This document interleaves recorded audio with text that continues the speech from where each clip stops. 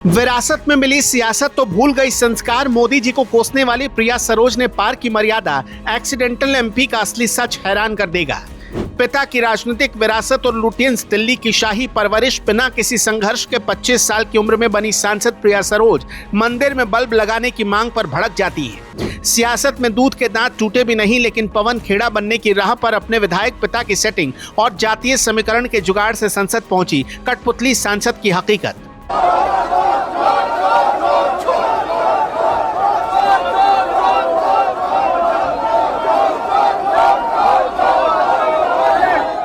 दोस्तों, सियासत में एक बहुत पुरानी कहावत है, खरबूजे को देखकर ही खरबूजा रंग बदलता है।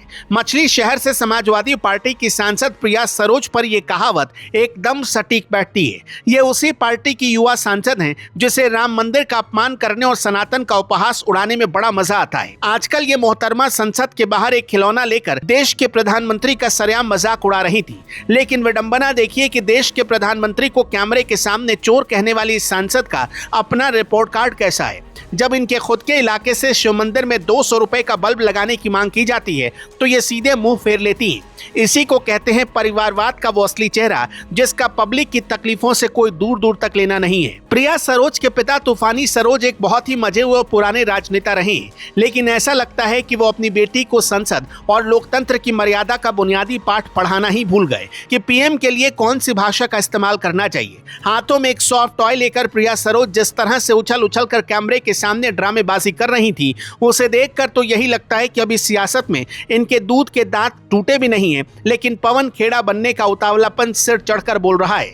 पिताजी की बनी बनाई राजनीतिक विरासत पर सीधे छलांग लगाने वाले लोग क्या समझ पाएंगे कि पब्लिक से कैसे जुड़ा जाता है और संसदीय परंपरा क्या होती है। ये तो बस अपने आकाओं की कठपुतली होते हैं, जिन्हें जैसा हुक्म मिलता है वो कैमरे के सामने वैसा ही ड्रामा शुरू कर देते हैं। संसद के बाहर उछलकूद मचाने वाली इन सांसद महोदया का जमीनी सच 13 सितंबर 2025 के उस मामले में समझ में आ गया, जब इनके ही लोकसभा क्षेत्र के राजू दुबे नाम के एक आम व्यक्ति ने फोन करके बहुत छोटी सी गुजारिश की थी। उस व्यक्ति ने कहा था कि इलाके के एक सार्वजनिक शिव मंदिर में सांसद निधि से सोलर एनर्जी वाली एक लाइट लगवा दीजिए। लेकिन जनता के वोटों से चुनकर संसद पहुंचने वाली प्रिया सरोज फोन पर लगातार हो रहे सवालों से इस कदर झल्ला गई, उन्होंने उस आदमी से साफ कह दिया कि मंदिर में बल्ब लगवाना है तो जाकर सीधे बीजेपी वालों से अपना काम करा लो। सांसद निधि से ऐसे छोटे काम कराना सांसद के ही अधिकार में आता है, लेकिन मंदिर के नाम पर ही इनका सारा सेकुलरिज्म बाहर आ गया।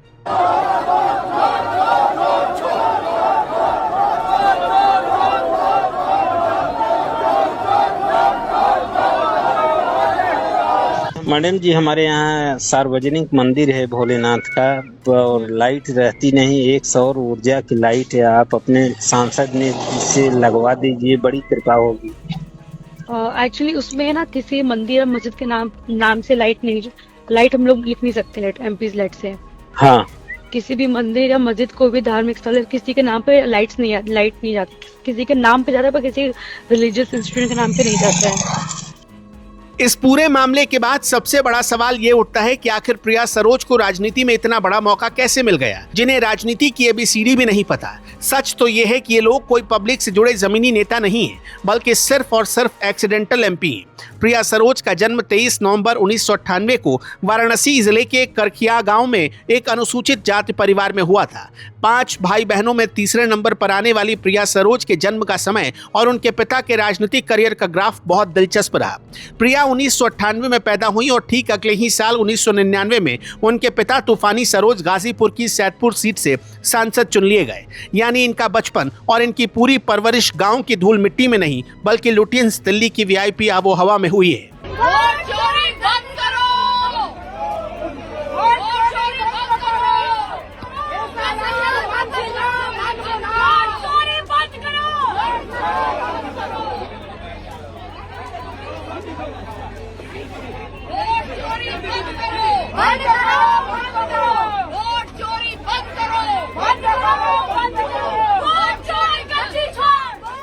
प्रिया सरोज की पूरी स्कूलिंग दिल्ली के सुब्रतो पार्क में मौजूद एयरफोर्स गोल्डन जुबली इंस्टीट्यूट जैसे बड़े स्कूल से हुई। इसके बाद इन्होंने दिल्ली यूनिवर्सिटी से अपना ग्रेजुएशन किया और फिर एमआईटी नोएडा से एलएलबी की पूरी पढ़ाई की। पढ़ाई पूरी करने के बाद इन्होंने सीधे सुप्रीम कोर्ट में अपनी वकालत शुरू कर दी और गांव की राजनीति से कोसों दूर रही। इनकी पूरी जिंदगी में कोई छात्र राजनीति नहीं है, कोई पंचायत या नगर निकाय का चुनाव नहीं है और ना ही कोई जनता का आंदोलन है। बिना किसी जमीनी संघर्ष और बिना किसी पार्टी पद के सीधे 25 साल की उम्र में इन्हें समाजवादी पार्टी ने लोकसभा का टिकट थमा दिया।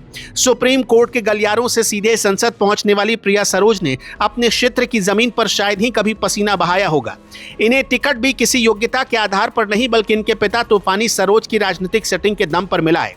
तूफानी सरोज 1999 और 2004 में सैदपुर से और फिर 2009 में मछली शहर से सांसद रह चुके हैं। साल 2014 की मोदी लहर में वो मछली शहर से चुनाव हार कर तीसरे नंबर पर खिसक गए थे, लेकिन उन्होंने हार नहीं मानी।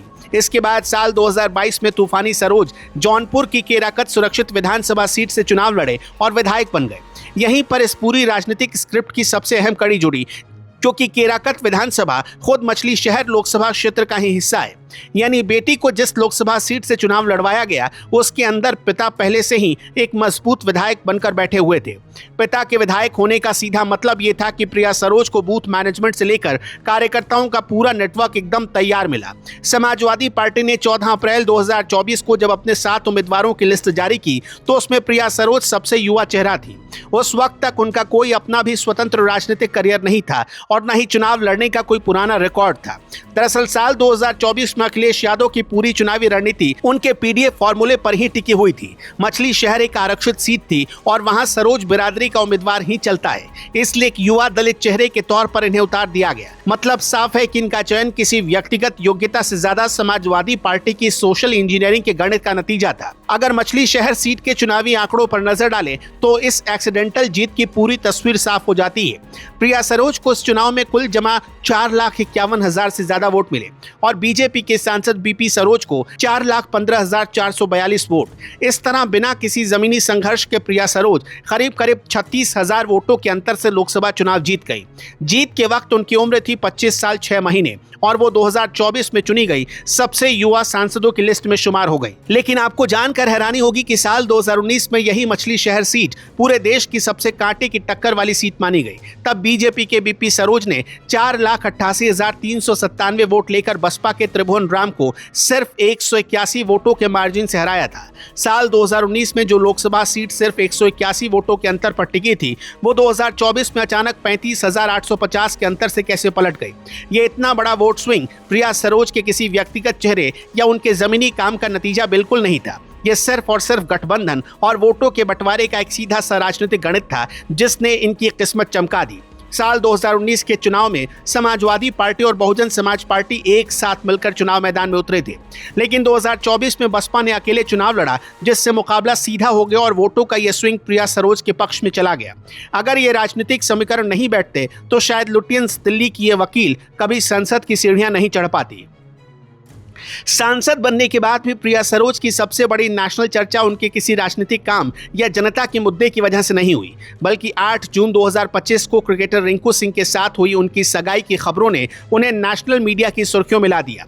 जनवरी 2025 में तो इनकी सगाई की अफवाह इस कदर सोशल मीडिया पर ट्रेंड करने लगी थी कि इनके पिता को खुद इसका खंडन करना पड़ा। इसके अलावा प्रिया सरोज का नाम काम से ज्यादा अपने वायरल विवादों को लेकर ही मीडिया में छाया रहता है। जनवरी 2025 में ही केराकत विधानसभा की कुश्ती प्रतियोगिता में एक समर्थक मंच पर उनके पास जनवरी 2026 में ही केराकत विधानसभा की कुश्ती प्रतियोगिता में एक समर्थक मंच पर उनके पास सट कर बैठ गया था। उस समर्थक ने पहले उनके पैर छुए और फिर कान में कुछ कहने लगा जिससे वो काफी असहज दिखी थी और ये वीडियो खूब वायरल हुआ था।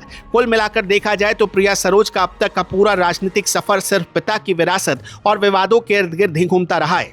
जनता के पैसों से सैलरी और सुविधाएं लेने वाला ये एक्सीडेंटल सांसद अपने इलाके में एक शिव मंदिर में 200 रुपए का बल्ब लगाने से कतराते हैं, लेकिन जब पार्टी आलाकमान को खुश करना हो तो संसद के बाहर खिलौने लेकर उछलकूद मचाने में इन्हें जरा भी शर्म नहीं आती।